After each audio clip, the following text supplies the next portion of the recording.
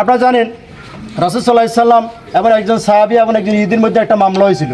আপনারা হয়তো এই জিনিসটা মুসলমান যারা জানবেন, একজন ইহুদি একজন মুসলমানদের কি একটা বিষয় নিয়ে মামলা হয়েছিল।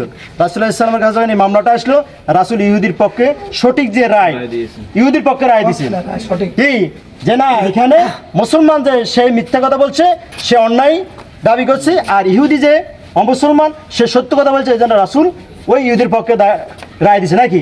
আপনার হিন্দু সম্প্রদায় বলে বা অমুসলমান বলে এই জন্য আপনাদের সাথে আমরা মানে কি বলে দর্শনে আচরণ করবো বা কোনো জুলুম নির্যাতন করবো, এটা ইসলাম কখনো সমর্থন করে না।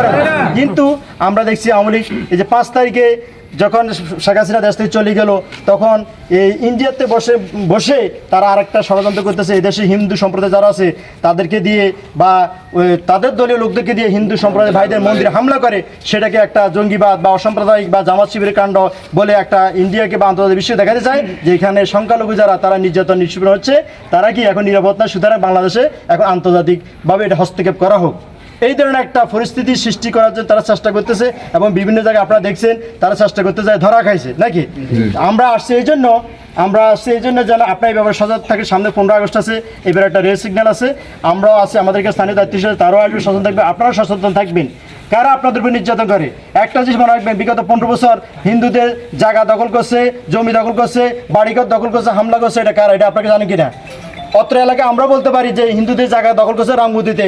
আপনারা জানেন ওয়াহিদ মিয়ার যে রামগুতিতে অনেকগুলো বিটা জায়গা পুড়ে যাওয়ার পর হিন্দুরা যে এটা ওয়াহিদ মিয়া দখল ছিল। কি কোনো একজন হিন্দু ভাই বলতে পারো না যে জামাত ইসলামের কোনো দায়িত্বশীল বা শিবিরের কোনো দায়িত্বশীল কোনো হিন্দুর দোকান হামলা করছে, হিন্দুরা হামলা করছে, তার টাকা পয়সা জায়গা জমিন আত্মসাৎ করে নিয়েছে বা তাকে কোনো ধরনের নির্যাতন করছে, এটা কি বলতে পারবেন? না। এটা যদি বলে তাহলে এটা হলে আমি মনে করি তাহলে আপনার সঠিক কথা বলবেন না, তাহলে এটা সঠিক হবে না, মিথ্যা হবে। আপনার সত্য কথা বলবেন, সত্য কথা বলবেন এবং সত্য পক্ষে থাকবেন। অন্যায় কেন বলবে? আপনাদের ধর্ম তো অন্য কথা বলে না নাকি? আপনাদের কথা বলে যে হকের পথে চলবে এবং হক কথাই বলবে। কেন অন্য একটা সম্প্রদায়কে খুশি করার জন্য আমরা আরেকটা সম্প্রদায়কে মিথ্যা অপবাদ দিবে?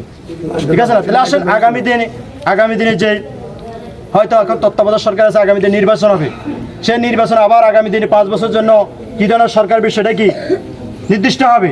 সেখানে যদি আমরা সঠিক মতবাদ দিতে পারি, সঠিক যদি রায় ফলো করতে পারি, তাহলে আমরা হয়তো আগামী দিনে একটি সোনার বাংলাদেশ গঠন করতে পারবো, সেখানে একটা ন্যায় ইনসাফপূর্ণ রাষ্ট্র গঠন করতে পারবো।